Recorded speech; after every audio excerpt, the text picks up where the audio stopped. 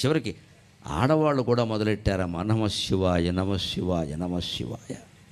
అందుకే నేను పల్లెటూళ్ళలో మహిళలను చూస్తే నమస్కారం పెడతా. మీకు దుర్వ్యసనాలు ఉండే అవకాశాలు చాలా తక్కువ. పట్టణాలకు రాక వచ్చి చెడిపోకండి.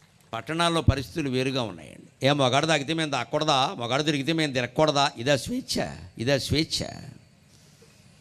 కనీసం ఇదివరకు సగం జాతి మీద అందరికీ నమ్మకం ఉండేది. మహిళలు చెడిపోరు, మహిళలు తాగరు, మహిళలు సిగరెట్లు కాల్చరు, ఇవన్నీ ఉండేవండి. ఇప్పుడు అవి ఏం లేకుండా పోయే. మొత్తం అంత సమానం. దేంట్లో చెడిపోవడంలో, బాగుపడడంలో కాదు.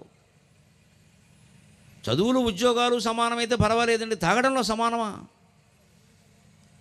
ఒక పోలీసు ఒక ప్రసిద్ధ కుటుంబానికి చెందినటువంటి అమ్మాయిని డ్రంక్ అండ్ డ్రైవ్లో పట్టుకుంటే మా నాన్న ఎవరో తెలుసా అందండి. మన్నాడు పేపర్లో వచ్చింది. నేను పేర్లు చెప్పడంలా కావాలని. ఎందుకంటే మంచి ఉంటే మైకులో చెప్పమన్నారు, చెడు ఉంటే చెవిలో చెప్పమన్నారు.